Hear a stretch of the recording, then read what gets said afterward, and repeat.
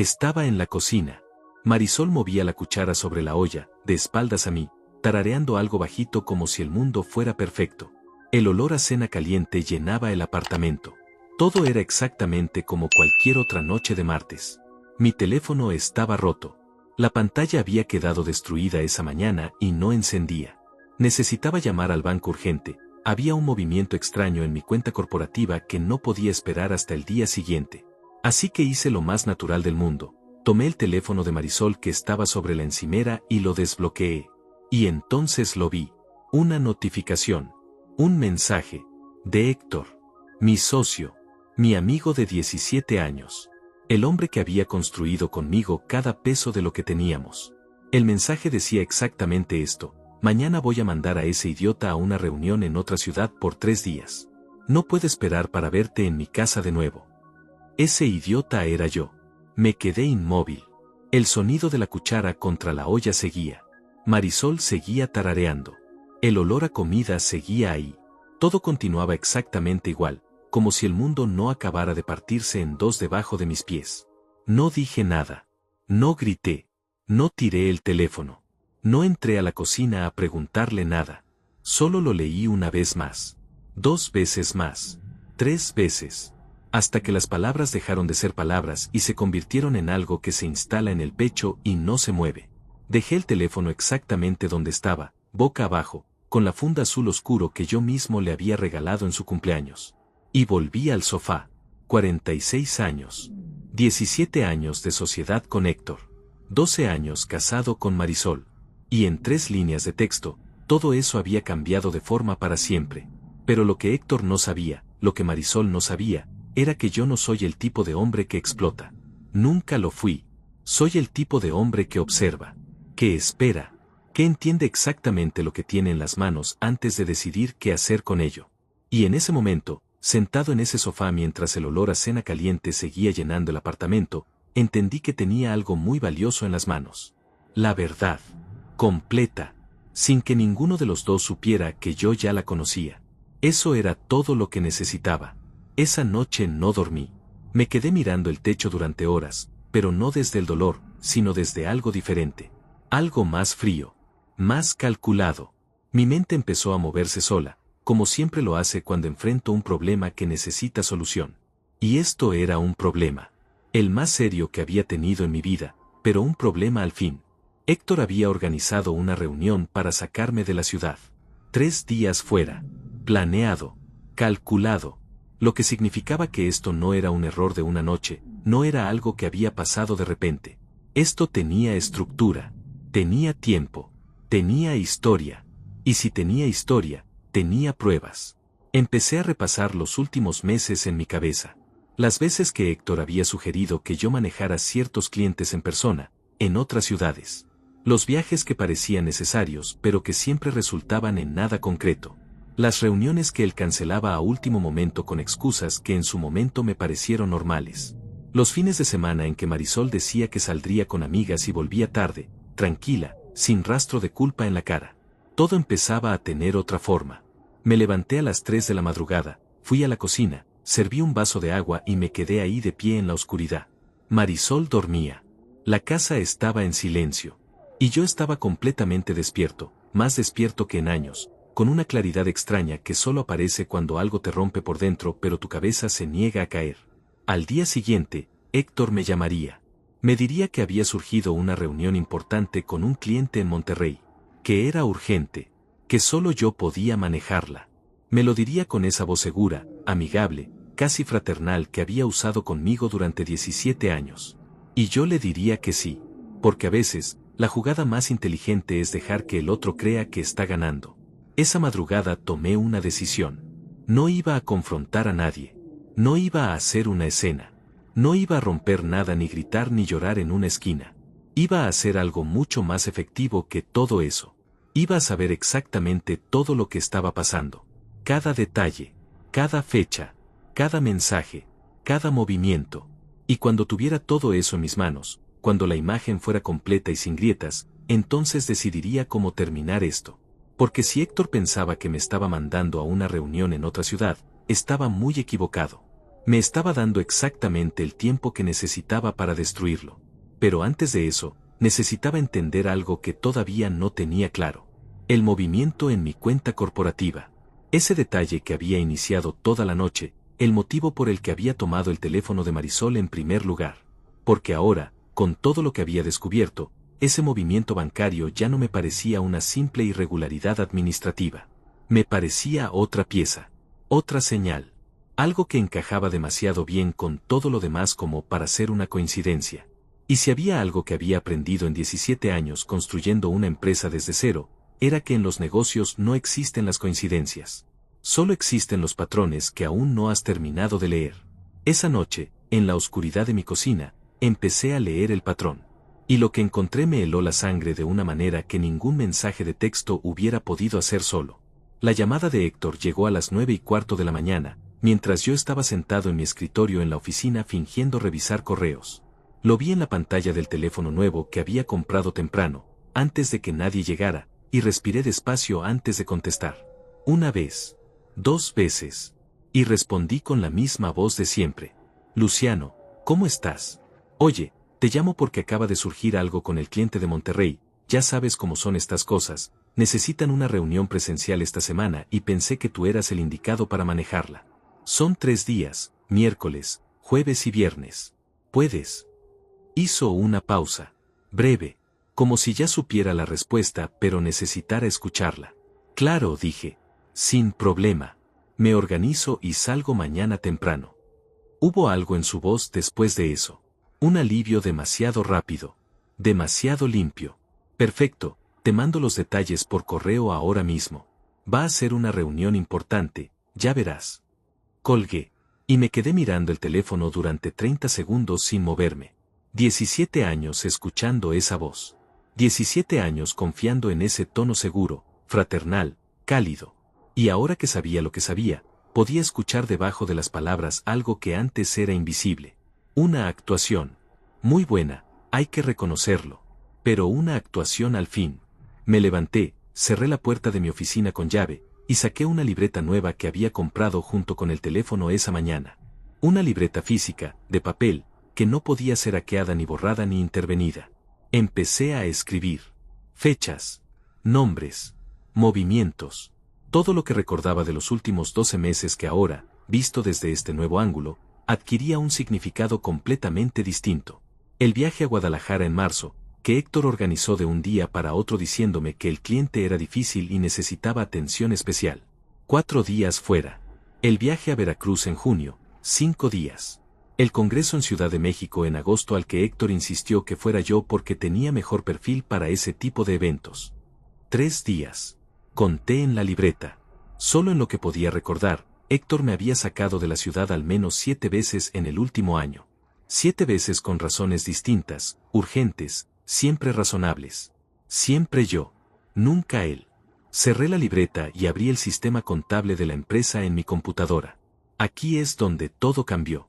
No era contador, pero llevaba 17 años mirando estos números y sabía leerlos como se lee el rostro de alguien que conoces bien. Y lo que vi esa mañana no era normal. Había transferencias hacia una cuenta proveedora que yo no reconocía. No el nombre, no el número, no el concepto. Aparecían registradas como servicios de consultoría externa, pero no había ningún contrato asociado, ningún entregable documentado, ningún correo que justificara el gasto. La primera transferencia era de hace 14 meses. $4,000. Luego otra. 6,000. Luego 8. Luego 2 pagos de 10,000 con 3 semanas de diferencia. Luego la frecuencia aumentó. Cada mes. A veces 2 veces al mes. Los montos variaban, pero el destino era siempre el mismo número de cuenta. Sumé en la libreta, despacio, columna por columna. $142,000 en 14 meses. Me recosté en la silla y miré el techo. $142,000 que habían salido de nuestra empresa hacia una cuenta que yo nunca había autorizado, nunca había visto en ninguna reunión, nunca había firmado en ningún documento. Una cuenta que no existía en ninguno de los contratos que yo recordaba haber revisado. Esto ya no era una traición personal. Esto era un robo. Guardé capturas de pantalla de cada transacción en una carpeta encriptada en mi teléfono nuevo.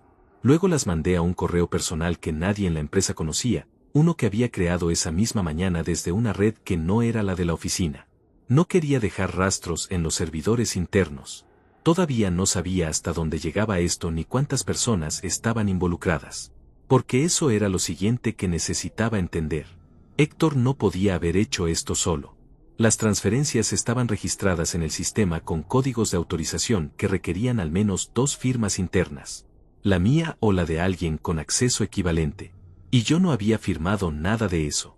Lo que significaba que alguien más dentro de la empresa tenía acceso a niveles que no debería tener, o que alguien había falsificado autorizaciones, o que el sistema había sido manipulado desde adentro de una manera que yo todavía no comprendía del todo.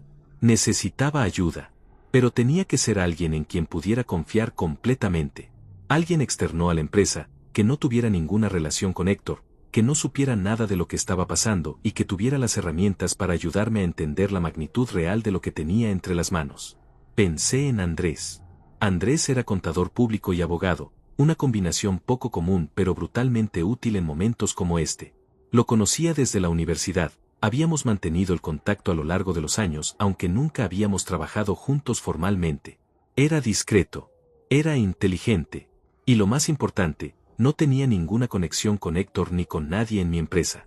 Lo llamé desde el teléfono nuevo, desde el estacionamiento del edificio, lejos de cualquier oído. Andrés, necesito verte hoy. Es urgente y es serio. No puedo decirte más por teléfono. Hubo una pausa. ¿Qué tan serio? Del tipo que necesita abogado y contador al mismo tiempo. Otra pausa. Esta tarde, a las 6, en mi oficina. Colgué y volví adentro. Pasé el resto de la mañana actuando con normalidad. Respondí correos. Atendí una llamada con un proveedor. Almorcé en mi escritorio. Saludé a Héctor cuando pasó por el pasillo con esa sonrisa de siempre, ancha, segura, completamente falsa. Le devolví la sonrisa sin que me temblara ni un músculo de la cara. ¿Todo listo para mañana?, me preguntó. Todo listo, respondí. Se fue por el pasillo y yo seguí caminando en dirección contraria, con la libreta en el bolsillo interior del saco y $142,000 grabados en la cabeza como una cifra que ya no iba a olvidar jamás. A las 6 en punto estaba en la oficina de Andrés. Le expliqué todo. Desde el mensaje en el teléfono de Marisol hasta las transferencias en el sistema contable. Lo escuchó sin interrumpirme, con esa forma suya de procesar información en silencio, asintiendo apenas con la cabeza cada tanto. Cuando terminé, se quedó callado unos segundos. Luego dijo, necesito ver los estados de cuenta completos de los últimos 2 años. No solo las transferencias que encontraste. Todo. Y necesito que no toques nada más en el sistema hasta que yo lo revise. ¿Qué tan grave puede ser?, le pregunté. Me miró directamente. Depende de cuánto tiempo lleva pasando esto y cuántas capas tiene. Pero si lo que me estás describiendo es lo que creo que es, estamos hablando de fraude societario. Y eso, Luciano, no es un problema de pareja. Es un problema penal. Salí de su oficina a las 8 de la noche con la cabeza girando, pero los pies firmes. El aire de la calle estaba frío y yo lo respiré despacio, con calma, mirando los autos pasar. Mañana fingiría tomar un vuelo a Monterrey. Héctor creería que tenía 3 días libres. Marisol creería lo mismo. Pero yo no iba a ningún lado. El vuelo a Monterrey salía a las 7 de la mañana. Yo estaba en el aeropuerto a las 5:30, maleta en mano, tarjeta de embarque en el teléfono, actuando cada parte del papel con una precisión que me sorprendió a mí mismo. Facturé el equipaje. Pasé por seguridad. Me senté en la sala de espera y pedí un café. Y cuando llegó la hora de abordar, me levanté, recogí mi mochila de mano, y salí del aeropuerto por la puerta lateral que da al estacionamiento público. El equipaje viajó solo a Monterrey. Yo tomé un taxi hacia un hotel pequeño a 15 minutos de mi casa, uno de esos lugares discretos que nadie frecuenta por elección propia. Pagué en efectivo 3 noches por adelantado y subí a la habitación. Me senté en la cama, abrí la laptop que había sacado de la oficina la tarde anterior con la excusa de trabajar durante el viaje, y empecé. Andrés me había enviado por correo encriptado una lista de lo que necesitaba. Estados de cuenta, contratos de proveedores, actas de reuniones de socios, registros de acceso al sistema contable, correos internos relacionados con las cuentas señaladas. Era una lista larga y detallada, y conseguir todo eso sin levantar sospechas dentro de la empresa iba a requerir ayuda. Pensé en Verónica. Verónica llevaba 9 años en la empresa. Era la asistente administrativa con acceso a casi todos los archivos internos, discreta por naturaleza, eficiente por costumbre. Nunca había tenido una relación cercana con Héctor. De hecho, en más de una ocasión había mencionado de manera velada que su forma de manejar al personal le parecía innecesariamente agresiva. No era mi aliada declarada, pero tampoco era su aliada. Y eso era suficiente. La llamé a su teléfono personal, no al de la oficina. Verónica, soy Luciano. Necesito un favor que tiene que quedar entre nosotros. Completamente. Hubo una pausa breve. Dígame. Le expliqué que necesitaba copias de ciertos documentos administrativos de los últimos 2 años. Contratos con proveedores externos, específicamente los relacionados con servicios de consultoría. Registros de acceso al sistema contable. Y las actas de las últimas 12 reuniones de socios. Le dije que era una auditoría interna que yo estaba manejando de manera confidencial y que por razones que ella entendería después, necesitaba que Héctor no supiera nada. Otro silencio. Más largo esta vez. ¿Está todo bien, licenciado? Todavía no, le dije con honestidad. Pero va a estarlo. Le mando todo esta tarde a su correo personal. Colgué y me recosté en la cama del hotel mirando el techo. Afuera los autos pasaban. El aire acondicionado zumbaba. Y yo estaba ahí, en una habitación que nadie sabía que existía, desarmando en silencio la vida que creía conocer. Los documentos llegaron a las 4 de la tarde. Me tomó 2 horas revisarlos todos, con una concentración que no había tenido en años, leyendo cada línea, cada número, cada firma. Y fue en esa revisión donde encontré la segunda capa. El proveedor al que Héctor había estado transfiriendo dinero, el que aparecía registrado como servicios de consultoría externa, tenía un número de registro fiscal que Andrés había marcado como sospechoso en sus primeras notas. Cuando lo busqué en los documentos que Verónica me había mandado, encontré el contrato original. 2 páginas. Membrete profesional. Firma al pie. La firma era de Marisol. Me quedé mirando esa firma durante un tiempo que no supe calcular. Su letra inconfundible, la misma con la que me escribía notas en la cocina o firmaba las tarjetas de Navidad. Ahí estaba, al pie de un contrato con una empresa fantasma que había estado vaciando nuestra sociedad durante 14 meses. Marisol no era solo la esposa que me engañaba con mi socio. Era parte del esquema. Llamé a Andrés de inmediato. Le mandé el contrato por el correo encriptado y esperé. Respondió en 20 minutos con un mensaje corto: necesito verte mañana. Esto es más grande de lo que pensábamos. Esa noche no comí. Caminé durante 1 hora por las calles del barrio cercano al hotel, con las manos en los bolsillos y la cabeza procesando todo a una velocidad que casi me resultaba incómoda. Pensé en los 12 años con Marisol. En las conversaciones sobre el futuro, sobre los hijos que nunca llegaron, sobre los planes que habíamos construido juntos con palabras que ahora sonaban a escenografía. Pensé en Héctor brindando conmigo cada vez que la empresa cerraba un buen año. En su mano en mi hombro cuando mi padre murió hace 4 años. En la manera en que me había mirado esa última mañana en el pasillo de la oficina con esa sonrisa tan bien construida. No sentí rabia en ese momento. Sentí algo más extraño. Algo parecido a la claridad absoluta que aparece cuando finalmente entiendes que el problema nunca fue lo que creías que era. El problema era más profundo. Y por eso, la solución también tenía que serlo. Al día siguiente me reuní con Andrés en una cafetería neutral, lejos de mi barrio, lejos de su oficina. Llegó con una carpeta y una expresión que yo ya había aprendido a leer en él, la de alguien que tiene malas noticias pero las ha organizado bien. La empresa proveedora no existe de manera real, empezó. Está registrada pero no tiene operaciones, no tiene empleados, no tiene activos. Es una empresa de papel creada específicamente para recibir transferencias. El registro fiscal está a nombre de una persona que aparece como representante legal pero que en los registros públicos figura con una dirección que no existe. Este tipo de estructura se usa para una sola cosa, Luciano. Para lavar dinero, dije. Asintió. O para desviar fondos societarios de manera sistemática. Que en términos legales tiene consecuencias igual de graves. Y la firma de Marisol en ese contrato la coloca dentro del esquema como firmante autorizada. Lo que significa que no fue un acto aislado. Fue deliberado. Tomé el café que tenía delante aunque ya estaba frío. ¿Cuánto tiempo llevas en esto?, me preguntó Andrés. 4 días. Me miró con algo que no era exactamente admiración, pero se le parecía. En 4 días encontraste lo que ellos llevan 14 meses escondiendo. Eso dice algo de ti. Y dice mucho más de ellos. Le pregunté cuáles eran los siguientes pasos. Me los explicó con esa precisión suya, metódica y clara. Primero necesitábamos consolidar todas las pruebas en un expediente formal. Segundo, consultar con un abogado societario para entender las opciones legales respecto a la disolución de la sociedad y la recuperación de los fondos desviados. Tercero, dependiendo de la magnitud final del fraude, evaluar si correspondía presentar una denuncia penal. ¿Y Marisol?, pregunté. Andrés eligió sus palabras con cuidado.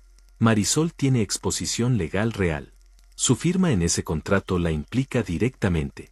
Lo que decidas hacer con eso es tuyo. Pero debes saber que si esto llega a un proceso formal, su participación va a salir a la luz de todas formas. Salí de esa cafetería con la carpeta bajo el brazo y el peso de algo que era al mismo tiempo devastador y liberador. Devastador porque confirmaba que las 2 personas en las que más había confiado en mi vida adulta me habían traicionado de una manera que iba mucho más allá de lo personal. Liberador porque ya no había ninguna duda. Ya no había zona gris.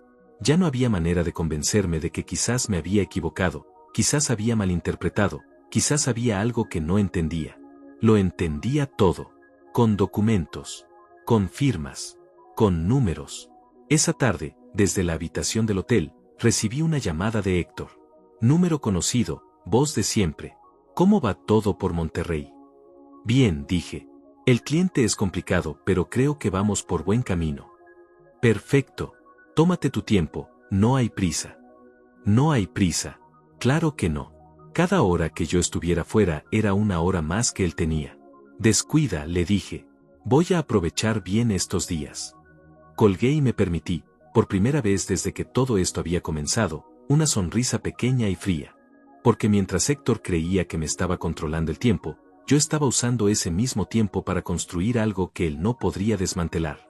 Un expediente. Una estrategia. Un final que él no veía venir. Y faltaban exactamente 48 horas para que todo eso se pusiera en movimiento. La mañana del tercer día amaneció con una lluvia fina que golpeaba la ventana del hotel en un ritmo casi hipnótico. Me levanté temprano, antes de que el despertador sonara, y me quedé sentado en el borde de la cama con los pies en el suelo y la cabeza ya en movimiento. Había dormido 4 horas. No porque no pudiera dormir más, sino porque ya no necesitaba más. Había algo en la certeza de saber exactamente lo que ibas a hacer que te despertaba antes del alba con una energía diferente. No ansiedad. No miedo. Algo más parecido a la concentración que sientes antes de una negociación importante, cuando sabes que tienes las cartas correctas y solo tienes que jugarlas en el orden correcto. Andrés me había enviado durante la noche el borrador del expediente consolidado. Lo abrí en la laptop y lo leí completo, desde la primera página hasta la última, sin saltarme nada.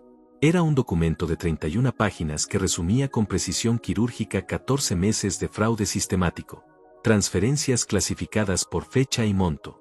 Estructura de la empresa fantasma con su registro fiscal y su dirección inexistente. Copia del contrato firmado por Marisol. Registros de acceso al sistema contable que mostraban que las autorizaciones habían sido ingresadas desde el perfil de usuario de Héctor en horarios fuera del horario laboral normal, lo que sugería que había sido hecho de manera deliberadamente discreta. Y un análisis final de Andrés que estimaba el monto total desviado en $167,000, 25,000 más de lo que yo había calculado en mi primera revisión, porque había transferencias adicionales que yo no había encontrado en mi búsqueda inicial y que Andrés había identificado revisando registros auxiliares que no aparecían en la vista principal del sistema. $167,000. En 14 meses. De una empresa que habíamos construido durante 17 años. Cerré la laptop, me duché, me vestí con calma y bajé a desayunar al comedor pequeño del hotel. Pedí huevos, café, jugo. Me senté junto a la ventana y miré la lluvia caer sobre la calle mientras comía despacio. Un hombre mayor en la mesa de al lado leía el periódico doblado en 4. Una pareja joven discutía en voz baja sobre algo que no pude escuchar. La vida continuaba alrededor de mí con esa indiferencia hermosa que tiene lo cotidiano. A las 10 de la mañana llamé a Roberto. Roberto era el abogado societario que Andrés me había recomendado. No lo conocía personalmente, pero Andrés respondía por él con una convicción que era suficiente para mí. Lo llamé desde el teléfono nuevo, Me presenté brevemente y le dije que tenía un caso de fraude societario documentado que necesitaba manejar con urgencia y discreción. Me dijo que podía verme esa misma tarde. Antes de colgar me preguntó algo que no esperaba. ¿El otro socio sabe que usted está investigando? No, dije. Bien. Que siga sin saber. Eso nos da ventaja procesal. Me reuní con Roberto a las 3 de la tarde en su despacho. Era un hombre de unos 55 años, delgado, con la manera de moverse de alguien que ha estado en muchas salas de audiencia y ya no se impresiona con nada. Revisó el expediente de Andrés en silencio durante 20 minutos mientras yo esperaba sentado frente a su escritorio. De vez en cuando levantaba la mirada hacia mí con una pregunta breve. ¿Esto cuándo fue? ¿Este acceso desde qué terminal? ¿Esta firma fue notariada? Respondí todo lo que pude y lo que no supe lo anoté para confirmar después. Cuando terminó de leer, cerró la carpeta y me miró directamente. Tiene un caso sólido, dijo. Muy sólido. La documentación está bien organizada y los patrones son claros. Lo que su socio hizo tiene nombre legal, administración fraudulenta agravada. Y la participación de su esposa como firmante del contrato con la empresa fantasma la convierte en cómplice directa, lo que en términos procesales significa que ambos tienen exposición penal real. Le pregunté cuáles eran mis opciones. Las enumeró con la misma calma con la que había revisado el expediente. Primera opción, demanda civil por daños y perjuicios para recuperar los fondos desviados, más intereses y costos legales. Segunda opción, denuncia penal por fraude y administración desleal, lo que podría derivar en investigación fiscal y eventualmente cargos criminales. Tercera opción, ambas simultáneamente, que era la que él recomendaba porque generaba presión desde dos frentes y reducía la capacidad de maniobra del otro lado. ¿Y la sociedad? Pregunté. La sociedad puede disolverse por causa justificada cuando se demuestra que uno de los socios ha actuado en contra de los intereses de la empresa. Con este expediente, eso está más que demostrado. Usted puede solicitar la disolución y la liquidación en condiciones que lo protejan a usted como socio perjudicado. Salí del despacho de Roberto a las 5 de la tarde con una claridad que no había tenido en días. Todo estaba en su lugar. Las pruebas existían. El argumento legal era sólido. Los pasos siguientes estaban trazados. Pero había algo más que necesitaba resolver antes de que esto se pusiera en movimiento de manera formal. Algo que Roberto había mencionado al final de nuestra reunión casi como un detalle técnico, pero que a mí me había quedado resonando. Para la disolución societaria, había dicho, es posible que necesitemos convocar a una reunión de socios. Eso significa que en algún momento Héctor va a estar en la misma sala que usted, con toda la documentación sobre la mesa. Una reunión de socios. Héctor en la misma sala que yo, con todo sobre la mesa. Pasé la tarde en la habitación del hotel planificando esa reunión con un detalle que habría parecido obsesivo a cualquiera que me hubiera visto. Escribí en la libreta, tachando y reescribiendo, pensando en cada momento de ese encuentro. ¿Qué diría primero?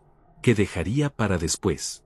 ¿Qué preguntaría para observar su reacción antes de mostrar las pruebas? ¿Cómo mantendría el control del ritmo de la conversación para que él nunca pudiera adelantarse a lo que venía? Porque eso era lo crucial. En una confrontación de este tipo, quien controla el ritmo controla el resultado. A las 7 de la tarde recibí un mensaje de Verónica. Breve, directo, desde su teléfono personal. Licenciado, hoy Héctor pidió acceso a los archivos de contratos de los últimos 3 años. Dijo que era para una revisión interna. Le di acceso porque no podía negarme sin levantar sospechas. Pero quería que supiera. Lo leí 2 veces. Héctor estaba buscando algo. O estaba verificando que todo seguía en su lugar. O, peor, había percibido alguna señal de que algo no estaba bien y estaba revisando su cobertura. Le respondí a Verónica con 3 palabras. Hiciste bien. Gracias. Llamé a Andrés de inmediato. Héctor revisó los archivos de contratos esta tarde, le dije sin preámbulos. Un silencio breve. ¿Cuánto acceso tuvo? Completo, según Verónica. Entonces hay que moverse antes de lo que pensábamos.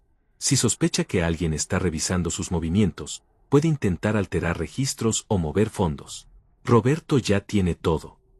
Se lo mandé esta tarde. Bien. Mañana mismo hay que convocar la reunión de socios. No pasado mañana. Mañana. Colgué y me quedé parado en el centro de la habitación del hotel con el teléfono en la mano. La lluvia había parado.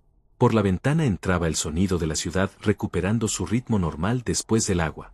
Y yo estaba ahí, en ese cuarto que nadie sabía que existía, a punto de comprimir el tiempo de todo lo que había planeado. Mañana. Escribí un mensaje a Roberto explicando la situación. Respondió en 10 minutos confirmando que podía gestionar la convocatoria formal esa misma noche y que la reunión podía hacerse al día siguiente en el despacho de un notario asociado suyo, en un entorno neutral y con registro legal de todo lo que se dijera. Luego hice algo que no había hecho desde que todo esto había comenzado. Apagué la laptop, guardé la libreta, me senté en el sillón junto a la ventana y simplemente me permití estar quieto durante un rato. Sin pensar en números, ni en fechas, ni en estrategias. Solo quieto, mirando las luces de la ciudad afuera, dejando que el silencio hiciera lo que el silencio sabe hacer cuando lo dejas. Pensé en quién había sido yo antes de esa noche en el sofá con el teléfono de Marisol en la mano. Un hombre que trabajaba duro y confiaba ciegamente, que asumía que las personas que elegía para su vida eran dignas de esa elección, que creía que la lealtad era un contrato implícito que nadie rompía sin una razón que al menos pudiera entenderse. Había sido un hombre ingenuo. No estúpido, pero sí ingenuo. Y había una diferencia importante entre las dos cosas. El estúpido no puede cambiar porque no ve el problema. El ingenuo puede cambiar en el momento en que decide mirar. Yo había decidido mirar. Y lo que había visto me había transformado en algo distinto. No mejor ni peor. Distinto. Más frío en la superficie, quizás, pero más claro en el fondo. Con una comprensión de las personas y de los sistemas y de la manera en que el poder se mueve entre manos que antes simplemente no tenía. Eso, pensé, era lo único que Héctor y Marisol me habían dado sin querer. Una versión de mí mismo que ninguno de los dos había calculado encontrar al final de todo esto. Me fui a dormir a las 11. Puse la alarma para las 6.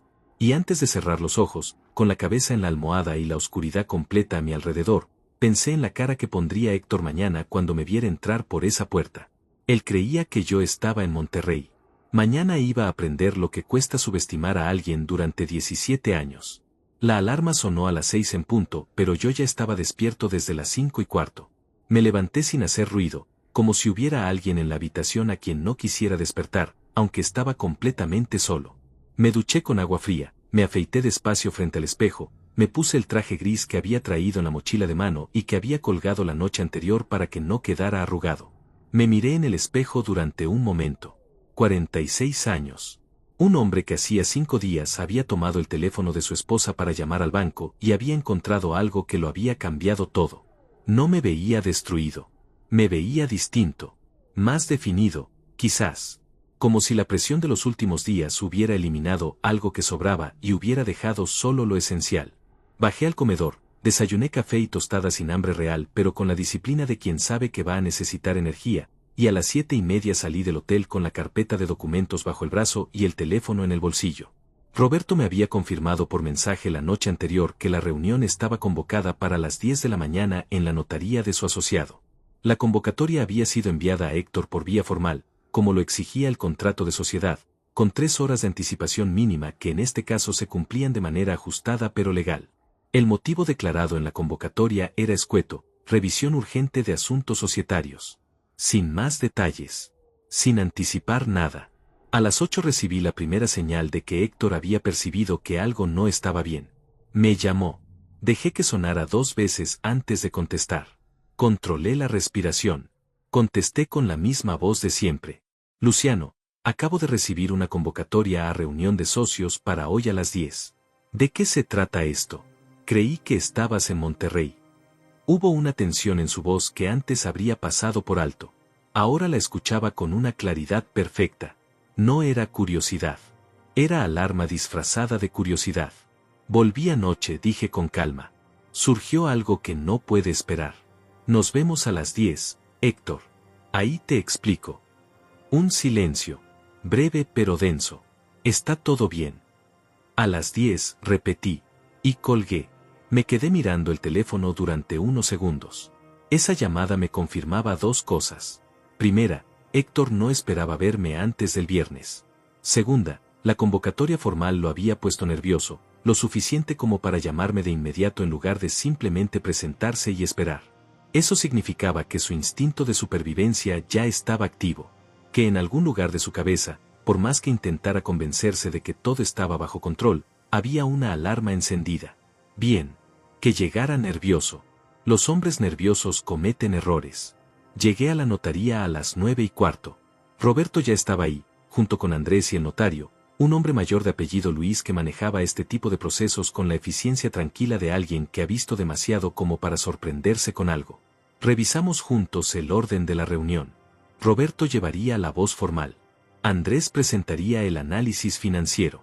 El notario daría fe de todo lo que se dijera y se presentara. Yo hablaría cuando fuera el momento correcto y no antes. ¿Cómo crees que va a reaccionar?, me preguntó Andrés mientras esperábamos. Va a negar todo primero, dije. Luego va a intentar encontrar un error en la documentación. Luego va a intentar negociar. ¿Y si intenta irse? No puede. La convocatoria formal lo obliga a participar o a firmar su ausencia, lo que en cualquier caso deja un registro. Roberto, ¿correcto? Roberto asintió sin levantar la vista de sus papeles. Correcto. Si se va, la reunión continúa y los acuerdos tienen validez igualmente. A las 10:05 escuché pasos en el pasillo. Héctor entró a la sala con esa manera suya de ocupar los espacios, los hombros hacia atrás, la mandíbula firme, una sonrisa que en otras circunstancias habría parecido segura pero que hoy, vista desde donde yo estaba sentado, tenía los bordes tensos de algo que se estaba sosteniendo con esfuerzo. Traía saco pero sin corbata. Había llegado apurado. Me vio. Se detuvo un segundo. Y en ese segundo, en esa fracción de tiempo en que sus ojos procesaron la escena, el notario, los abogados, la carpeta sobre la mesa, yo sentado al frente con las manos cruzadas y sin ninguna expresión particular en el rostro, algo en su cara cambió de manera casi imperceptible. Como una grieta finísima en una pared que hasta ese momento había parecido sólida. Luciano, dijo. Voz controlada. No sabía que ibas a traer abogados. Siéntate, Héctor, dije. Sin hostilidad. Sin calor tampoco. Se sentó. Roberto tomó la palabra con esa precisión suya y explicó el motivo formal de la reunión. Revisión de irregularidades contables detectadas en la operación societaria de los últimos 14 meses. Presentación de documentación de respaldo. Evaluación de consecuencias legales y definición de pasos a seguir. Héctor escuchó con la mandíbula apretada. Cuando Roberto terminó la introducción, levantó la mano como si estuviera en una junta directiva cualquiera. No entiendo de qué irregularidades están hablando. Yo llevo la operación contable con total transparencia y cualquier movimiento ha sido debidamente registrado. Andrés abrió la carpeta. Empezó por el principio. La primera transferencia. $4,000. 14 meses atrás. Concepto, servicios de consultoría externa. Empresa receptora, un nombre que sonaba legítimo pero que no tenía operaciones reales, no tenía empleados, no tenía activos verificables. Héctor frunció el ceño. Ese es un proveedor legítimo con el que trabajamos en un proyecto puntual. ¿Qué proyecto?, preguntó Andrés. Una pausa. No recuerdo el nombre exacto en este momento, tendría que revisar mis archivos. Tenemos los archivos aquí, dijo Andrés. No existe ningún entregable asociado a ese proveedor en ninguna carpeta del sistema. Ningún informe, ningún producto, ninguna comunicación de trabajo. Solo las transferencias. Héctor cambió de posición en la silla. Un movimiento pequeño pero visible. Andrés continuó. La segunda transferencia. La tercera. Los montos creciendo progresivamente. La frecuencia aumentando. El mismo número de cuenta receptor en todos los casos. Héctor intentó interrumpir 2 veces más con explicaciones que cada vez sonaban menos convincentes y más improvisadas. Roberto lo dejaba hablar y luego, con una calma que era casi quirúrgica, desmontaba cada argumento con el siguiente documento. Fue entonces cuando Andrés puso sobre la mesa la copia del contrato. Este es el contrato que formaliza la relación con el proveedor, dijo. Firmado hace 14 meses. ¿Reconoce esta firma? Héctor miró el documento. Y algo en él se tensó de una manera diferente. Ya no era la tensión de alguien que busca argumentos. Era la tensión de alguien que acaba de ver algo que no esperaba ver sobre esa mesa. Porque la firma que Andrés señalaba no era la suya. Era la de Marisol. Esta firma no fue parte de mi gestión, dijo Héctor. La voz había cambiado. Más baja. Más cuidadosa. Lo sé, dije yo. Por primera vez desde que la reunión había comenzado, tomé la palabra. Todos me miraron. Héctor me miró. La firma es de Marisol. Mi esposa. Lo que significa que esto no fue solo una decisión tuya. Fue un acuerdo entre los dos. Planeado, documentado, ejecutado durante 14 meses. El silencio que siguió a esas palabras fue de una calidad particular. El tipo de silencio que no es ausencia de sonido, sino presencia de algo demasiado pesado para que las palabras lo carguen. Héctor abrió la boca. La cerró. La volvió a abrir. Luciano, yo puedo explicarte. El monto total desviado es de $167,000, lo interrumpí, sin subir la voz, sin moverme de mi posición. $167,000 en 14 meses, desde una empresa que construimos juntos durante 17 años. Eso es lo que hay que explicar, Héctor. No a mí, a un juez. Fue la primera vez que lo vi sin respuesta. No duró mucho. Los hombres como Héctor no se quedan sin recursos por mucho tiempo. En menos de 30 segundos su expresión cambió otra vez y pasó al siguiente registro, el de la negociación. Mira, esto se puede resolver entre nosotros. No tiene que llegar a ningún juzgado. Podemos hablar de números, de condiciones, de una salida ordenada que no le haga daño a la empresa ni a ninguno de los dos. Lo miré durante un momento antes de responder. Hace 5 días, dije despacio, leí un mensaje tuyo en el teléfono de Marisol. Decía que ibas a mandar a ese idiota a una reunión en otra ciudad por 3 días. Ese idiota era yo. Llevabas 14 meses robándome y todavía encontrabas tiempo para llamarme idiota. Héctor no dijo nada. Así que no, continué. No vamos a resolver esto entre nosotros. Porque entre nosotros ya no hay nada que resolver.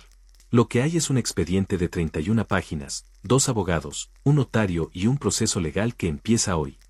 Roberto tomó la palabra de inmediato para formalizar el inicio del proceso de disolución societaria por causa justificada y anunciar la presentación de la denuncia penal que se haría esa misma tarde. El notario comenzó a levantar el acta. Andrés organizaba los documentos en el orden en que serían anexados al expediente oficial. Y Héctor se quedó sentado al otro lado de la mesa, con el saco que se había puesto apurado esa mañana y la sonrisa que ya no funcionaba, mirando cómo el andamiaje completo de lo que había construido a mis espaldas se desarmaba documento por documento frente a sus ojos. Antes de que la reunión terminara formalmente, su teléfono vibró sobre la mesa. Lo vi mirar la pantalla. Vi cómo su expresión cambiaba una vez más, de una manera que esta vez no pudo controlar. Era un mensaje, y aunque no pude leer el texto desde donde estaba sentado, no necesitaba hacerlo. Porque en ese momento entendí que Marisol también acababa de enterarse de algo. Y lo que venía después de esta sala ya no era el clímax. Era solo el principio del final. La reunión terminó a las 12:15. El notario cerró el acta, Roberto recogió sus documentos con la eficiencia metódica de siempre, y Andrés me apretó el brazo brevemente antes de salir, ese gesto silencioso que no necesita palabras para decir lo que dice. Héctor firmó los documentos que estaba legalmente obligado a firmar con una mano que yo noté ligeramente tensa, aunque su cara había recuperado esa máscara de control que también conocía. Antes de salir me miró una vez más desde la puerta. No dijo nada. Yo tampoco. La puerta se cerró y me quedé solo en la sala con el notario que ordenaba sus papeles y el sonido de la calle entrando por la ventana entreabierta. Respiré. No fue un suspiro de alivio ni de agotamiento. Fue simplemente el primer respiro completamente libre que había dado desde aquella noche en el sofá con el teléfono de Marisol en la mano. Un respiro que no cargaba el peso de fingir ni de calcular ni de contener nada. Salí a la calle y caminé durante 20 minutos sin rumbo fijo. El sol había salido después de la lluvia de los días anteriores y la ciudad tenía ese brillo particular que tienen las cosas mojadas cuando les da la luz. Caminé por calles que no conocía bien, pasé frente a tiendas y cafeterías y personas que iban a sus propios lugares con sus propios problemas, y por primera vez en días sentí que el mundo exterior existía de verdad, que no era solo un fondo decorativo detrás de mi cabeza llena de números y estrategias y documentos. Pero quedaba algo pendiente, algo que ningún expediente legal podía resolver. Ningún abogado podía manejar. Ninguna reunión formal podía cerrar. Marisol. Roberto me había explicado con claridad que su exposición legal era real. La firma en el contrato la colocaba dentro del esquema de manera documentada, y eso iba a salir a la luz en el proceso independientemente de lo que yo decidiera hacer de manera personal. Pero el proceso legal y la conversación personal eran dos cosas distintas. Una la manejaban los abogados. La otra era mía. Solo mía. Y todavía no la había tenido. Durante 5 días había evitado ese momento con una disciplina que en el fondo sabía que no podía mantenerse indefinidamente. Había fingido el viaje, había construido el expediente, había conducido la reunión de socios, había visto la cara de Héctor desmoronarse detrás de su máscara de control. Todo eso lo había hecho con una frialdad que me había sorprendido a mí mismo. Pero Marisol era diferente. 12 años eran diferentes. No porque justificaran lo que había hecho, sino porque el peso de esos años hacía que el momento que se aproximaba fuera de una naturaleza completamente distinta a todo lo anterior. No iba a ser una confrontación estratégica. Iba a ser un cierre. Llegué al apartamento a la 1 de la tarde. Usé mis llaves con normalidad, abrí la puerta, entré. El apartamento olía como siempre, a ese perfume suave que Marisol usaba y que con el tiempo se había impregnado en los muebles y las paredes hasta volverse indistinguible del olor del hogar mismo. Había flores frescas en el jarrón de la entrada. La televisión estaba encendida en el cuarto de estar pero en volumen bajo, ese hábito suyo de tener sonido de fondo cuando estaba sola. Marisol estaba en la cocina. Cuando me escuchó entrar se asomó a la puerta con una expresión que intentó ser natural pero que no lo logró del todo. Tenía los ojos ligeramente más abiertos de lo habitual. Las manos juntas frente a ella. Pensé que volvías el viernes, dijo. Cambié los planes. Me miró durante un segundo más. ¿Está todo bien? No respondí de inmediato. Dejé la carpeta sobre la mesa del comedor, me quité el saco, lo colgué en la silla de siempre con la misma naturalidad con la que lo hacía cualquier otro día. Y luego me senté. Siéntate, Marisol. Algo en mi voz, o quizás en mi calma, o quizás en la carpeta sobre la mesa, hizo que su expresión cambiara de manera visible. Se sentó frente a mí con la espalda recta y las manos sobre la mesa, como una postura que intentaba proyectar tranquilidad, pero que en realidad era la postura de alguien que se prepara para recibir un impacto. No empecé por los documentos. No empecé por los $167,000. No empecé por el contrato con su firma. Empecé por el principio. La noche que tomé tu teléfono para llamar al banco vi el mensaje de Héctor. Lo leí completo. Sé lo que decía y sé lo que significa. Marisol no dijo nada. Su respiración cambió de ritmo de manera casi imperceptible. No te voy a preguntar cuánto tiempo lleva pasando esto porque en algún punto esa información dejó de importarme. Lo que me importa es lo que encontré después. Abrí la carpeta. Saqué el contrato y lo puse sobre la mesa frente a ella. Lo giré para que pudiera leerlo en la dirección correcta. Vi sus ojos bajar hacia el papel. Vi el momento exacto en que reconoció lo que estaba mirando. Esta es tu firma, dije. No era una pregunta. Marisol miró el documento durante varios segundos sin hablar. Cuando finalmente levantó los ojos hacia mí había algo en su mirada que no esperaba encontrar. No era culpa exactamente. Era algo más parecido al agotamiento de alguien que ha cargado un peso demasiado tiempo y que en algún lugar recóndito siente algo parecido al alivio de que finalmente haya llegado el momento de soltarlo. Luciano. Empezó. No, dije. Sin dureza. Sin volumen. Simplemente no. No quiero una explicación. No esta noche. No de esta manera. Se quedó callada. Lo que necesito que entiendas, continué, es que esto ya no es solo una conversación entre nosotros. Esta mañana hubo una reunión formal de socios. Hay un expediente legal. Hay abogados involucrados. Y tu firma en este contrato te coloca dentro de un proceso que ya está en movimiento y que no depende de lo que yo decida hacer de manera personal. Vi cómo esas palabras llegaban. Cómo su significado iba asentándose en capas, primero la superficie y luego el fondo. Sus manos se movieron ligeramente sobre la mesa, un gesto pequeño e involuntario. Proceso legal, dijo. La voz había perdido el control que había intentado mantener. Fraude societario, dije. Eso es lo que los abogados llaman a lo que hay documentado en ese expediente. $167,000 desviados en 14 meses hacia una empresa que no existe, con un contrato que tiene tu firma al pie. Eso es lo que hay, Marisol. En papel. Con fechas. Con números. Con registros de acceso al sistema. El silencio que siguió fue diferente al de la notaría. Más íntimo. Más pesado de una manera distinta. Porque aquí no había notarios ni abogados ni actas. Solo 2 personas sentadas en la mesa donde habían desayunado miles de veces, con 12 años de vida compartida flotando en el aire entre ellas como algo que ya no tiene forma reconocible.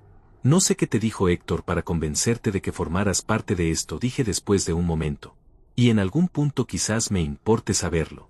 Pero ahora mismo lo que me importa es lo siguiente. Me incliné ligeramente hacia adelante. ¿Hay algo más que yo no sepa? ¿Alguna cuenta, algún documento, algún acuerdo que no aparezca en lo que ya encontré? Marisol me miró durante un momento largo. Y entonces hizo algo que no esperaba. Asintió. Despacio. Una sola vez. El estómago se me movió de una manera que no había sentido en días, porque en medio de toda la frialdad estratégica que había construido seguía habiendo algo humano ahí dentro que no había podido desmantelar del todo. Algo que todavía se sorprendía. Algo que todavía dolía. Necesito que le cuentes todo a Roberto, dije. Mi abogado. Toda la información que tengas. Si cooperas de manera voluntaria con el proceso, eso va a tener peso en lo que venga después. Si no lo haces, el proceso sigue igual pero sin ese peso a tu favor. ¿Qué va a pasar conmigo?, preguntó. Una pregunta pequeña, casi en voz baja, que de repente la hacía sonar muy diferente a la mujer que había estado sentada frente a mí un minuto antes. No respondí de inmediato. Me tomé el tiempo de pensar la respuesta con honestidad, porque era la última vez que iba a tener esta conversación y quería que cada palabra fuera exactamente la que debía ser. Eso ya no depende de mí, dije finalmente. Dejó de depender de mí cuando pusiste tu firma en ese contrato. Me levanté. Recogí la carpeta. Me puse el saco. Marisol seguía sentada a la mesa, mirando el contrato que había quedado frente a ella, con las manos quietas y la televisión sonando en voz baja desde el cuarto de estar como si el mundo no acabara de cambiar de forma una vez más. En la puerta me detuve un momento. No para decir algo más. Solo por ese instinto antiguo de mirar atrás una vez antes de salir. 12 años mirando desde esa puerta hacia adentro. Esta era la última vez que lo hacía. Salí al pasillo. Cerré la puerta con suavidad, sin golpes, sin dramatismo. Y mientras bajaba las escaleras con la carpeta bajo el brazo y el peso exacto de todo lo que acababa de ocurrir instalado en el pecho, me permití reconocer algo que llevaba días sin poder nombrar. No estaba destruido. Estaba libre. Y esa diferencia, esa distancia enorme entre lo que había temido sentir y lo que sentía en realidad, era quizás la revelación más inesperada de todos estos días. Porque la libertad, cuando llega después de algo que creías que te iba a hundir, no sabe a victoria. Sabe a aire limpio, a suelo firme, a la sensación de que el siguiente paso que das lo das sobre algo real.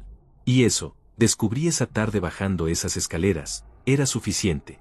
Por ahora, era más que suficiente. Las semanas que siguieron tuvieron una textura diferente a todo lo que había conocido antes. No eran semanas de crisis, aunque técnicamente lo fueran. Eran semanas de movimiento constante, de piezas que se acomodaban en lugares nuevos, de un mundo que se reorganizaba a una velocidad que a veces me costaba seguir y otras veces sentía que yo mismo estaba conduciendo con una claridad que no sabía que tenía. Roberto presentó la denuncia penal el mismo día de la reunión en la notaría, tal como había prometido. Fraude societario y administración desleal. Los cargos iban dirigidos a Héctor como ejecutor principal del esquema y a Marisol como firmante del contrato con la empresa fantasma. El expediente que Andrés había construido con tanta precisión resultó ser exactamente lo que un fiscal necesita para abrir una investigación sin demoras innecesarias. Roberto me llamó 2 días después para decirme que el caso había sido admitido y que se había iniciado el proceso de investigación formal. Esa llamada la recibí sentado en un apartamento pequeño que había rentado a 15 minutos de la empresa. Amueblado de manera básica, sin historia, sin fotografías en las paredes, sin el olor de nadie más. Un espacio que era completamente mío de una manera que el apartamento que había compartido con Marisol nunca había sido del todo, aunque en su momento no hubiera podido articular por qué. Me senté en la única silla que tenía junto a la ventana y escuché a Roberto explicar los pasos del proceso con esa voz suya que nunca se altera. Cuando colgué me quedé mirando la calle durante un rato largo. Un niño pasó en bicicleta. Una mujer mayor sacaba a pasear a un perro pequeño. Un repartidor estacionó su moto frente al edificio de enfrente y subió corriendo con una caja. La vida ordinaria, continuando su ritmo con la indiferencia perfecta de siempre. 3 días después de la denuncia, Héctor contrató a uno de los abogados penalistas más caros de la ciudad. Roberto me lo informó sin comentarios adicionales, pero con un tono que decía lo suficiente. Que Héctor estaba tomando esto en serio. Que sabía lo que se enfrentaba. Y que su primera estrategia, como era predecible, iba a ser intentar cuestionar la validez de las pruebas y la legitimidad del proceso de obtención de los documentos.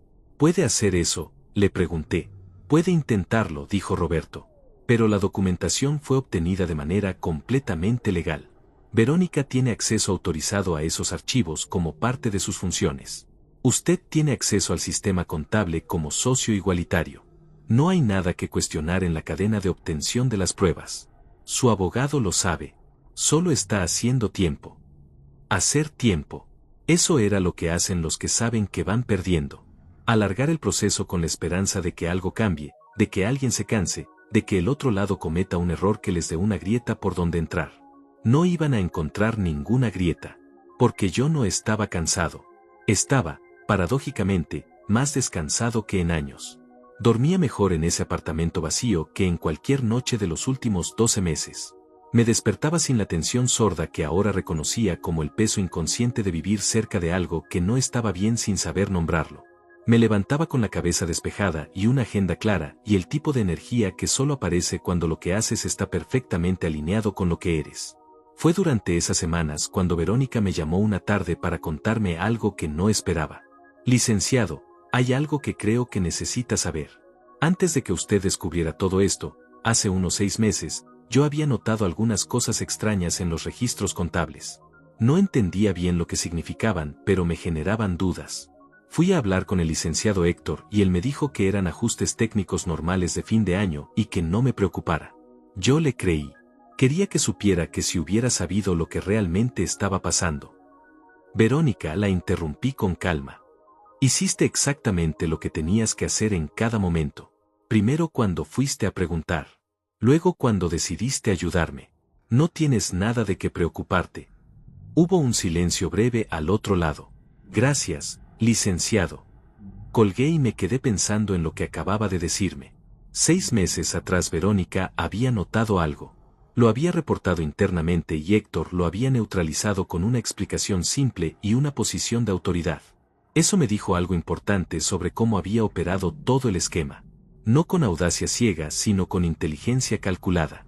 Héctor sabía exactamente qué explicaciones dar, qué tono usar, qué nivel de confianza proyectar para mantener a cada persona en su lugar sin que nadie juntara los puntos. 17 años construyendo esa confianza. Y luego usándola como herramienta para robar. Había algo en eso que me resultaba más revelador que los documentos mismos. Los documentos mostraban el qué y el cuándo y el cuánto. Pero esto mostraba el cómo. La frialdad de construir relaciones durante años con la intención de explotarlas. La paciencia de esperar el momento correcto. La habilidad de mantener dos versiones de la realidad funcionando en paralelo sin que ninguna interfiriera con la otra. Durante años yo había admirado la seguridad de Héctor. Su capacidad para manejar presión. Su habilidad para leer situaciones y responder con exactamente la cantidad correcta de palabras. Ahora veía esas mismas cualidades desde el otro ángulo y entendía que no eran virtudes. Eran herramientas. Y las herramientas no tienen moral. Son lo que son según las manos que las usan. La segunda semana después de la denuncia, Roberto me informó de un desarrollo que no había anticipado del todo, aunque en retrospectiva tenía sentido completo. Marisol había decidido cooperar. No conmigo, con el proceso. Había contratado su propia abogada y a través de ella había ofrecido declaración voluntaria al fiscal a cambio de consideración en los cargos. La declaración incluía información sobre el origen del esquema, la manera en que Héctor la había involucrado, los detalles de comunicaciones y acuerdos que no aparecían en los documentos que yo ya tenía. Roberto me lo explicó con esa neutralidad profesional suya. Es una decisión inteligente de su parte desde el punto de vista legal. Su exposición se reduce significativamente si la información que aporta es relevante y verificable. Para el caso en general, su cooperación refuerza el expediente contra Héctor de manera sustancial. ¿Y para el proceso de divorcio? Pregunté. Su participación documentada en el esquema de fraude tiene implicaciones en la división de bienes. Específicamente, los activos que se determine fueron adquiridos o mantenidos con fondos desviados pueden ser excluidos de la masa patrimonial conyugal. Eso lo favorece a usted de manera directa. Era un giro que no había buscado, pero que tenía una lógica perfecta. Marisol, al cooperar para reducir su exposición penal, estaba al mismo tiempo aportando información que consolidaba mi posición en el proceso civil. No había manera de separar las dos cosas. Eran la misma verdad vista desde dos ángulos distintos. La tercera semana trajo el momento que Roberto había anticipado desde el principio. El abogado de Héctor contactó al suyo con una propuesta. Restitución voluntaria del monto total desviado, $167,000, más un 20% adicional como compensación por daños, a cambio de considerar una salida negociada del proceso penal. La propuesta incluía también la cesión de su participación societaria en condiciones que habían sido diseñadas para parecer generosas, pero que Roberto identificó de inmediato como insuficientes dado el daño real documentado.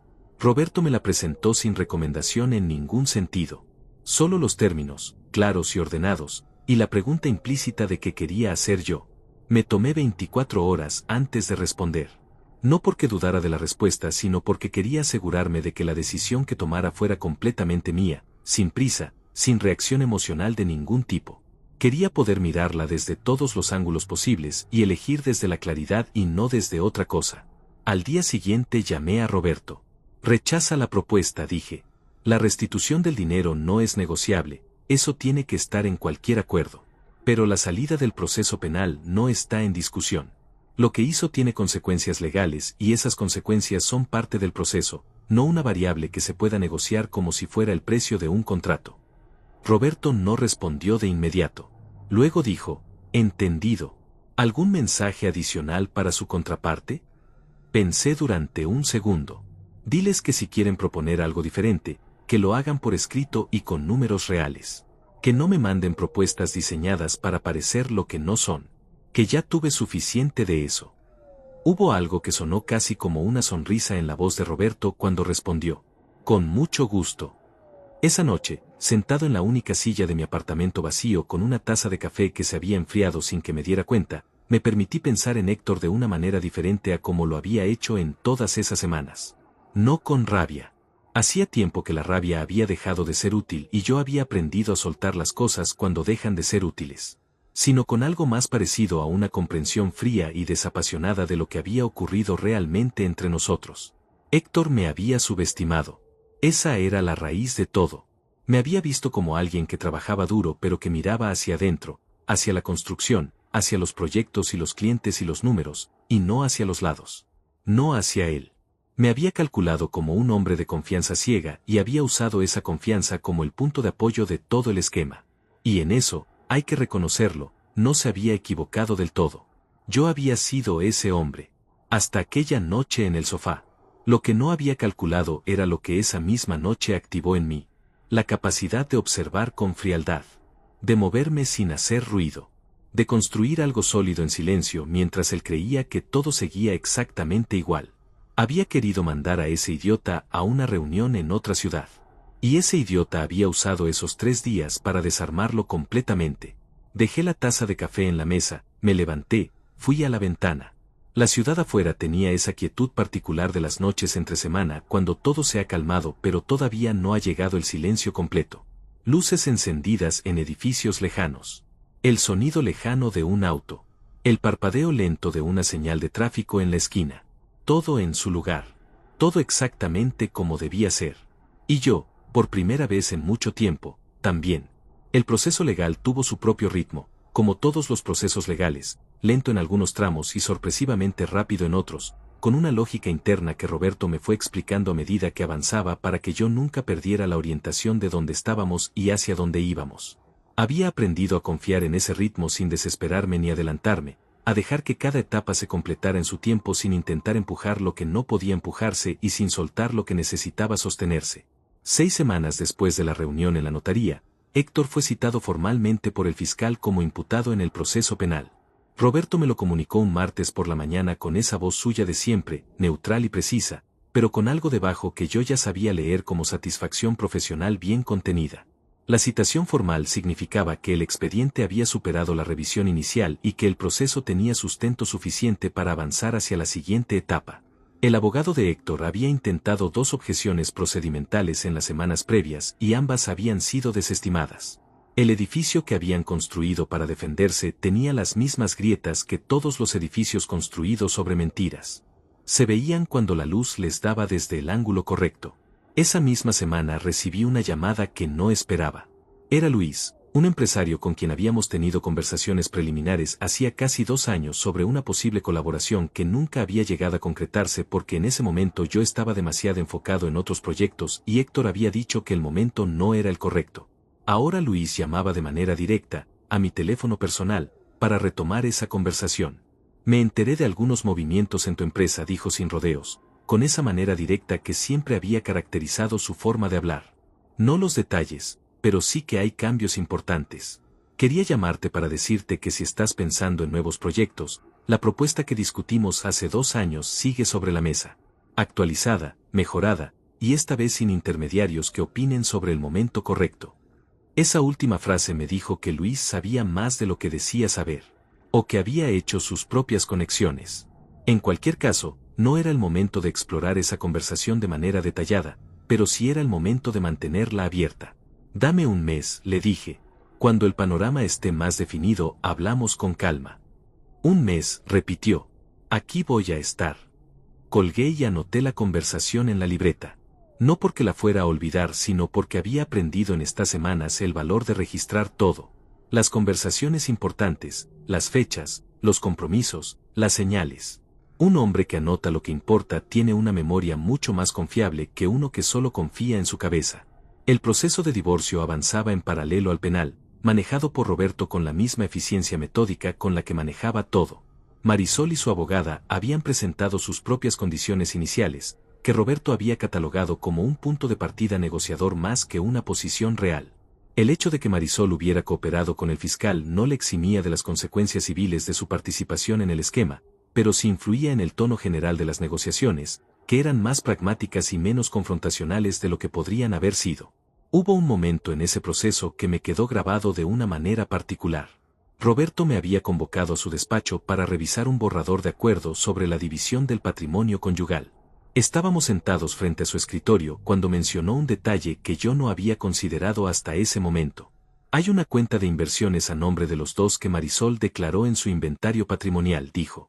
Está valorada actualmente en $83,000. Su abogada propone una división igualitaria. Lo miré. ¿Conoces el origen de ese dinero? Roberto me devolvió la mirada con esa expresión suya que no decía nada y lo decía todo. Eso es exactamente lo que le pregunté a Andrés cuando vi la cifra. Andrés había revisado el historial de esa cuenta. Los depósitos que la habían formado a lo largo de los últimos 14 meses coincidían en fechas y montos con una parte de las transferencias hacia la empresa fantasma. No todo el dinero desviado había ido a esa cuenta, pero una porción significativa había pasado por ahí antes de moverse hacia otros destinos que el fiscal estaba rastreando. Lo que significaba que esa cuenta no era patrimonio conyugal legítimo. Era evidencia adicional. ¿Esto ya está en manos del fiscal?, pregunté. Andrés se lo comunicó ayer, dijo Roberto. Y en términos del proceso civil, cambia de manera sustancial la discusión sobre la división de bienes. Esos $83,000 no entran en la masa patrimonial conyugal porque su origen está vinculado al esquema fraudulento. La propuesta de su abogada queda sin base. Salí del despacho de Roberto esa tarde con la sensación que ya conocía bien, esa que aparece cuando una pieza que no sabías que faltaba encaja en el lugar correcto y de repente todo el conjunto tiene una coherencia que antes no tenía. No era satisfacción exactamente. Era algo más cercano a la confirmación de que cuando las cosas están bien hechas, cuando el trabajo es sólido y la verdad es completa, la realidad tiende a ordenarse en torno a eso de manera que a veces parece casi inevitable. 4 semanas después de esa reunión, Héctor hizo su segunda propuesta a través de sus abogados. Esta vez los números eran diferentes. La restitución total seguía incluida, pero los términos alrededor habían cambiado de manera significativa. Era una propuesta más seria, más real, diseñada por alguien que había entendido finalmente que el margen de maniobra se estaba cerrando y que cada semana que pasaba sin un acuerdo era una semana más de proceso penal avanzando en su contra. Roberto me la presentó con la misma neutralidad de siempre. La revisé con calma. La leí 2 veces. Anoté preguntas en la libreta. Las discutí con Roberto y con Andrés por separado. Me tomé 48 horas. Y luego tomé una decisión que Roberto no esperaba del todo. Acepta la parte civil, dije. La restitución completa, los daños adicionales y la cesión de su participación societaria en los términos que planteamos nosotros, no los que proponen ellos. Eso es innegociable. Pero en cuanto al proceso penal, eso no es mío para negociar. Eso está en manos del fiscal y que siga su curso. Roberto procesó eso durante un momento. ¿Está seguro? Una resolución negociada del proceso penal podría agilizar la recuperación de los fondos. Estoy seguro, dije. El dinero es importante, pero no es lo único que importa. Lo que hizo tiene consecuencias legales reales y esas consecuencias existen independientemente de lo que yo quiera o no quiera. Si el fiscal decide negociar eso en algún momento será su decisión. Yo no voy a ser el que le cierre la puerta a esas consecuencias para hacer las cosas más rápidas o más cómodas. Roberto asintió despacio. Y en ese asentimiento había algo que no era solo acuerdo profesional. Era algo más parecido al reconocimiento de que la persona al otro lado de su escritorio había entendido una distinción que muchos clientes en situaciones similares no lograban entender.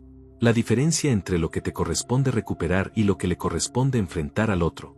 Dos cosas distintas que no deberían confundirse aunque estuvieran vinculadas. El acuerdo civil se firmó 16 días después. Restitución completa de los $167,000 más 32,000 adicionales por daños documentados. Cesión de la participación societaria de Héctor en condiciones que me dejaban como propietario único de la empresa con todos sus activos y contratos vigentes.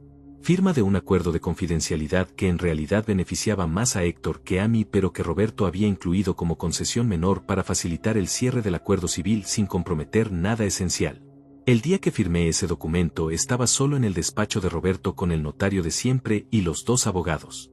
Sin celebración, sin discursos, sin ninguna escena que hubiera parecido fuera de lugar en ese contexto. Solo las firmas, el sello, el apretón de manos protocolar de rigor. Salí a la calle y caminé, como aquella primera vez, después de la reunión en la notaría. Pero diferente. Aquella vez caminaba con el peso de lo que acababa de suceder instalándose en capas. Esta vez caminaba con algo más ligero. No la ausencia de peso, sino el tipo de peso correcto, el de las cosas que han sido resueltas de verdad y no solo aplazadas. El proceso penal contra Héctor continuaba su curso sin que yo necesitara hacer nada más en él. La denuncia estaba presentada, el expediente estaba en manos del fiscal, los abogados de ambos lados hacían su trabajo. Yo ya no era el motor de ese proceso. Era el denunciante.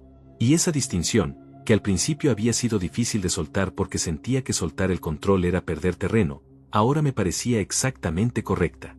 Había hecho lo que me correspondía hacer. Con precisión, con documentación, con paciencia. El resto era la maquinaria de la justicia haciendo lo suyo. Y mientras esa maquinaria avanzaba, yo tenía algo que hacer que era completamente mío, que no dependía de ningún proceso ni de ninguna decisión ajena. Reconstruir. Esa tarde llamé a Luis. El mes pasó, le dije. ¿Seguimos con esa conversación? Su respuesta fue inmediata. Mañana a las 10 en mi oficina. Colgué y miré la ciudad desde la ventana de mi apartamento. Afuera el sol empezaba a bajar y los edificios proyectaban sombras largas sobre las calles. En algún lugar de esa ciudad había un hombre que había creído que podía construir su bienestar sobre mis espaldas durante 17 años y que ahora estaba enfrentando las consecuencias de esa decisión. En ese mismo lugar había una mujer que había elegido el camino equivocado en algún momento que yo ya no necesitaba entender con exactitud para seguir adelante. Y aquí estaba yo, con una empresa que ahora era completamente mía, con $199,000 en proceso de restitución. Con una reunión mañana a las 10 que podía ser el primer paso de algo nuevo. Con 46 años y una claridad que nunca había tenido.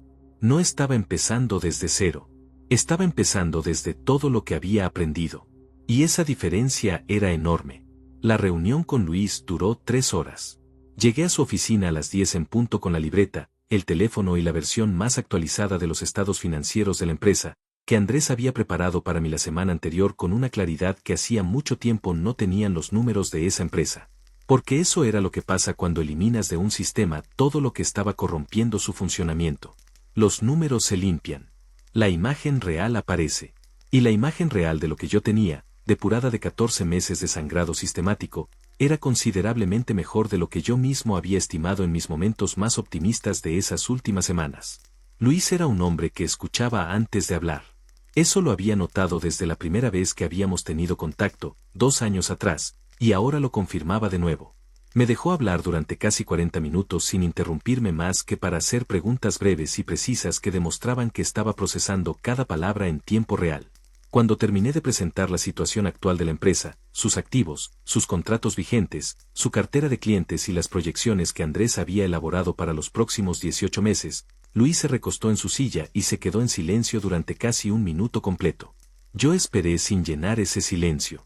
Había aprendido en estas semanas el valor de dejar que los silencios hicieran su trabajo. Lo que me estás presentando, dijo finalmente, es una empresa que estaba siendo drenada desde adentro pero que tiene una estructura real, clientes reales y un historial de operación que sobrevivió 14 meses de sabotaje interno sin colapsar. Eso dice algo muy específico sobre lo que construiste. Dice que los cimientos eran sólidos, respondí. Asintió. Exactamente. Y los cimientos son lo único que no se puede improvisar. La propuesta que Luis puso sobre la mesa esa mañana era diferente a la que habíamos discutido 2 años atrás, más desarrollada, más concreta, con números que reflejaban una comprensión real del valor de lo que yo tenía. No era una adquisición ni una absorción. Era una asociación con estructura clara, roles definidos, participaciones establecidas desde el principio con la precisión que solo se aprende después de haber visto lo que pasa cuando esas cosas se dejan ambiguas. Esa última parte la dije yo. Luis me miró con una expresión que contenía algo parecido a la curiosidad. ¿Quieres decir que quieres un contrato más detallado de lo habitual? Quiero un contrato que no deje ningún espacio para la interpretación creativa, dije. Cada participación, cada responsabilidad, cada mecanismo de decisión, cada escenario de salida. Todo escrito, todo firmado, todo verificable. Luis sonrió. No una sonrisa de cortesía, sino una genuina, de alguien que acaba de escuchar algo que le parece fundamentalmente correcto. Eso, dijo, es exactamente el tipo de socio que estoy buscando. Salí de esa reunión a la 1 de la tarde con un acuerdo de principios firmado en una hoja que Luis había sacado de su impresora y que los dos habíamos rubricado sin ceremonia, con la comprensión de que ese papel era el inicio de un proceso formal que tomaría semanas en completarse correctamente, pero que era necesario iniciar de alguna manera concreta para que dejara de ser una conversación y se convirtiera en un compromiso real. En el taxi de regreso a mi apartamento me permitía algo que había postergado durante semanas. Pensar en el futuro en términos concretos.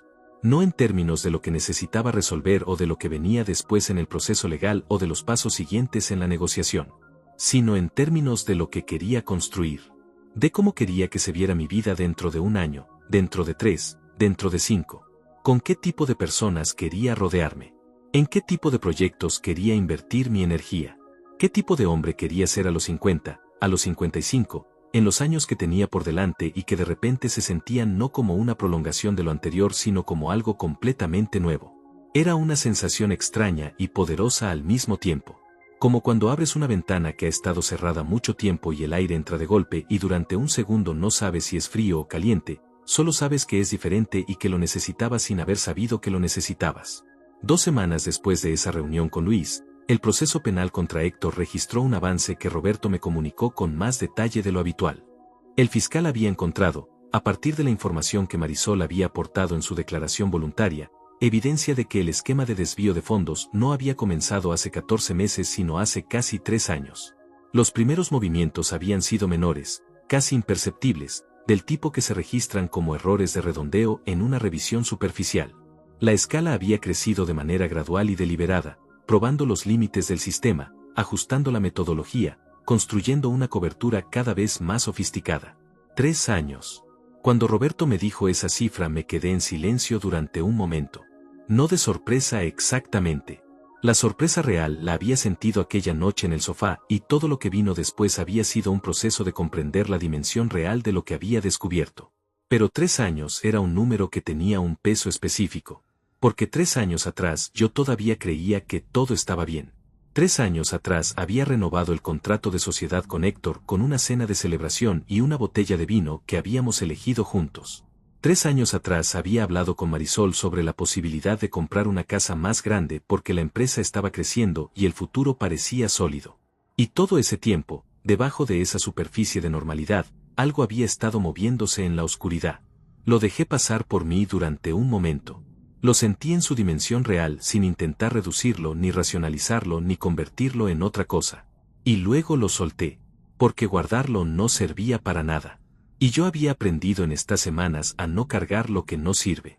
El divorcio se formalizó un jueves por la mañana en una sala pequeña del juzgado familiar. Marisol y yo estuvimos en la misma sala durante 40 minutos sin dirigirnos la palabra directamente.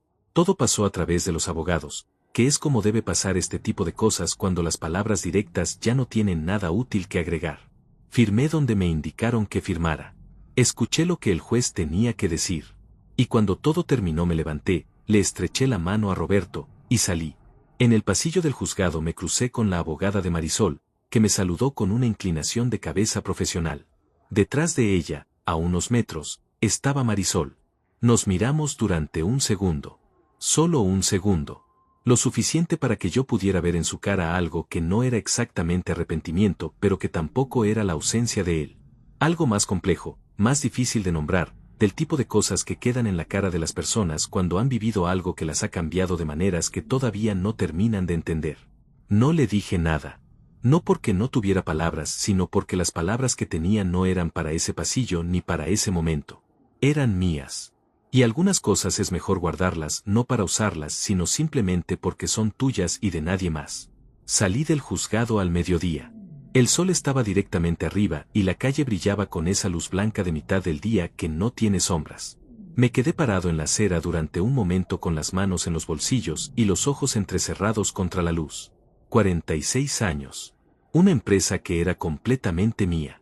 Un proceso legal que avanzaba sin que yo necesitara empujarlo. Una asociación nueva tomando forma con alguien que entendía lo mismo que yo sobre cómo deben construirse las cosas. Un apartamento pequeño que todavía no tenía historia, pero que la iría teniendo. Un futuro que no estaba diseñado por nadie más que por mí. Pensé en la noche del sofá. En el teléfono de Marisol en mi mano. En esas 3 líneas de texto que habían partido el tiempo en 2 mitades tan distintas que costaba creer que pertenecían a la misma vida. Ese idiota, había dicho Héctor. Ese idiota que trabajaba tanto que no veía lo que tenía delante. Ese idiota confiado, predecible, manejable. Ese idiota al que se podía mandar a una reunión en otra ciudad y tener 3 días libres sin que se diera cuenta de nada. Ese idiota había tomado esos mismos 3 días para desmantelar 17 años de traición con una precisión que ninguno de los dos había calculado encontrar. Y ahora ese idiota estaba parado en una acera con el sol encima y la ciudad moviéndose a su alrededor, con todo lo que necesitaba para construir algo nuevo y sin nada que no debería estar cargando. No sentí la necesidad de llamar a nadie para compartir ese momento. No sentí la necesidad de que alguien lo validara o lo celebrara o lo convirtiera en algo más grande de lo que era. Era suficiente sentirlo solo, en silencio, de pie en esa acera con los ojos entrecerrados contra la luz. Hay victorias que no necesitan testigos. Las más importantes, de hecho, casi nunca los tienen. Caminé hacia la parada del taxi con la misma calma con la que había caminado en todas las otras direcciones importantes de estas últimas semanas. Sin prisa. Sin el peso de lo que había quedado atrás. Con la claridad particular de los hombres que han mirado algo difícil directamente a los ojos y han decidido no apartar la vista. El taxi llegó. Entré. Di la dirección de mi apartamento. Y mientras la ciudad pasaba por la ventana con su ritmo indiferente y hermoso, pensé en una sola cosa. Mañana empieza lo que sigue. Y lo que sigue es mío.